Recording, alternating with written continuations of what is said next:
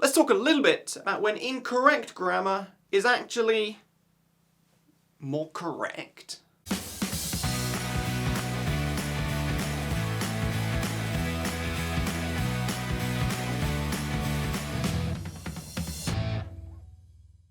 Good morning, good afternoon, or good evening, depending, my friends, where in this big wide world you happen to be right now. It's been a while since I said that. I'm Julian Northbrook, and this is Doing English. Grammar, grammar, grammar. Today I'm going to talk about somewhat of a controversial topic.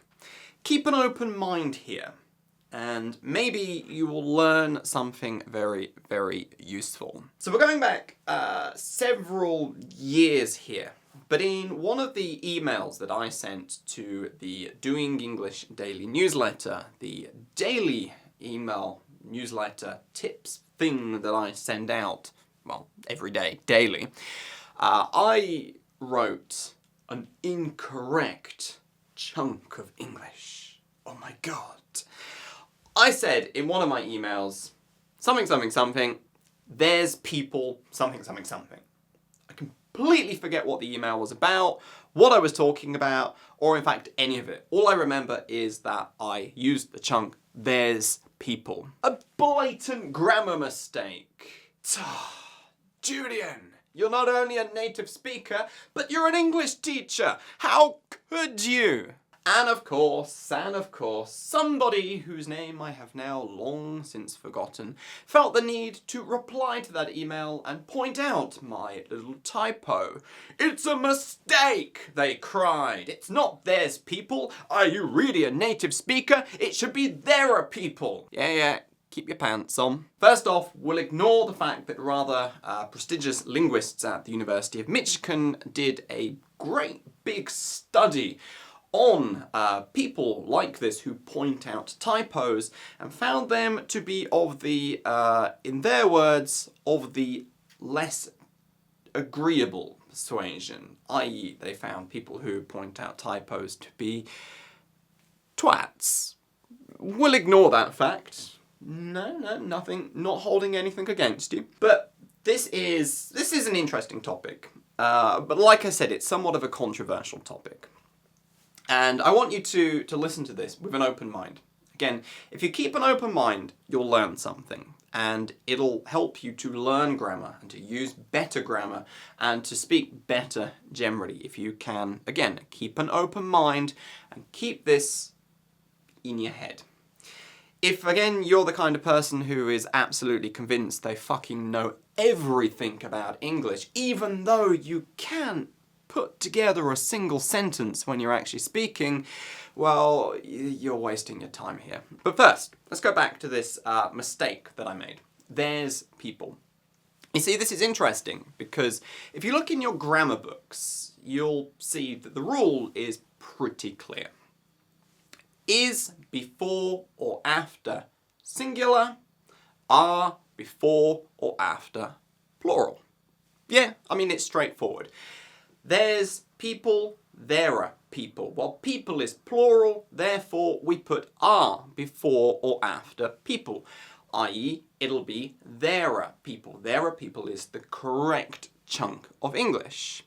However, there is a problem here. A rather interesting problem, to be sure, but a problem. You see, people like me who are engaged in linguistic research have at our fingertips a very useful tool called language corpora. Language corpora are essentially huge, massive data banks of language. And the ones that I'm using are around about 500 million words each. That's a lot of data. And this is really useful because we can look up certain patterns of English and check for trends in how the language is actually used by real people. So what will happen if we look up there's people versus there are people? Well, if we look it up in American English, this is what we get. See this little graph? Interesting, right? You can see straight away that there's people is way more frequent than there are people. In fact, it's 24 times more frequent in American English than there are people. The incorrect there's people is 24 times more frequent than there are people. Perhaps this is, something to do with American English. Perhaps Americans can't use grammar properly. Sorry, Americans. Is that the case? Well, let's look it up in British English and find out. Here we go. Oh yeah, exactly the same pattern. In British English, the incorrect there's people is 32 times more common than the correct there are people. And before you ask, yes, this is exactly the same for all varieties of English. Canadian English, Australian English, New Zealander English, they all follow the exact same pattern, the exact same distribution of there's people versus there are people. So what exactly does this mean then? That native speakers all can't use grammar properly? Well, you could look at it like that, yeah. But what you've got to remember is that native speakers, for the most part, aren't speaking using grammar rules and vocabulary. We store frequent chunks of language in long-term memory and retrieve them as is. That's how we speak so fluently and so naturally.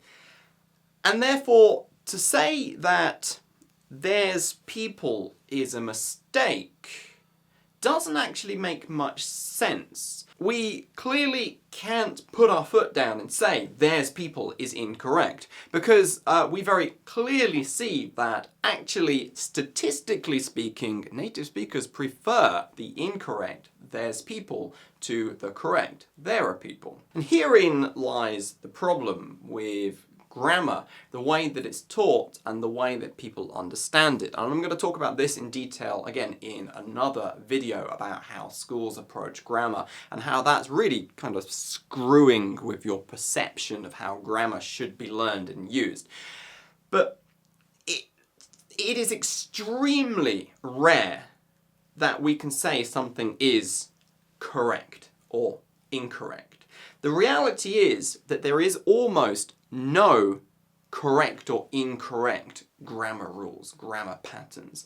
The reality is that grammar, correct and incorrect, actually lies on a gradient scale, where we have things that are all in this fuzzy grey area of could be correct but might be incorrect, but actually people use it, but it's technically not correct according to the grammar books. And again, it's very, very fuzzy. Now, don't get me wrong. First, I am not trying to defend typos and to justify my own typo in my email all those years ago. Typos happen. My book, Master English Fast, has 3 typos that I know of. Look for them. Consider it a treasure hunt. But just realize that it is what it is. We all make typos. I mean, a lot of the emails that I send out have typos. My most recent book, Magnetic Chit Chat, somebody already found 1 typo that I need to correct. It happens. Don't use it as an opportunity to get all, oh, I'm amazing, I found this typo and you're stupid because you made a typo. Look at me, I'm so superior. Because that just makes you look like a twat. The other thing that I really want to say here is, I'm not advocating learning incorrect grammar or incorrect English at all. Despite everything that I have just said, I would still recommend that you learn and use there are people instead of there's people. Even though most native speakers do actually use the incorrect version far, far more than they use the correct version. Why? Because there's no point in going out of our way to learn incorrect grammar. I mean, it serves no purpose. At the end of the day, there's people, there are people, who gives a shit? I mean, they mean exactly the same thing. It makes absolutely no difference. Neither sounds better nor worse than the other, so you might as well just learn the proper one. yeah, and use it. I'm not trying to advocate learning incorrect grammar. I'm not trying to persuade you that it's okay to speak with incorrect grammar. You should be striving to speak in the most accurate, natural sounding way as you can. But the important thing is to know that grammar ain't black and white. It ain't right or wrong, correct or incorrect. It doesn't work like that. I'm going to do some more videos on grammar because this is quite an important topic. I think in the next one I'm going to talk really about should you learn grammar and then about how you should go about learning grammar. Because I can guarantee that what 99.9% of you have done and are doing is not the effective way to go about improving your grammar. In fact, what you are doing now, if you are learning and using grammar rules or studying grammar rules, you are probably making your English worse. You are probably making your life much more difficult. Anyway, that's going to be a topic for future videos, plural. We'll see. Before I go, I talk a lot about this stuff in my book, Master English Fast, An Uncommon Guide to Speaking Extraordinary English. If you are an intermediate to advanced English learner struggling to speak more fluent, more natural sounding, more accurate English and sound, extraordinarily amazing when you do it, you're going to want to pick up a copy of this. It's available as a paperback, it's available on Amazon, you can read the first chapter for free, and regardless of how you get it, it comes with a complete audio version, link in the description, or head over to masterenglishfast.com. This then is me, Julian Northbrook, signing off from another video. If you found this useful, go ahead, give it a thumbs up, leave a comment, tell me what you think. Actually, leave a comment, tell me what you think. I was going to say if you've got opinions, keep them to yourself because I don't give a shit, but I'll leave a comment, I don't care. Do whatever you want. If you didn't find this video useful, God knows why you bothered to watch it all the way to the end, but go ahead and bash that thumbs down button now. If you're new to the channel, subscribe. Why not? I publish a new video every day at 8 AM JST. That's Japan Standard Time. Yeah, we're done. Goodbye. Before I go, do you want to know how to make the passive grammatical knowledge that you've already got in your head active and usable when you actually speak English? Check out this video, which will show you step by simple step how to do just that. And check out this video where I talk about which of the tenses native speakers use the most frequently. Go ahead, click away.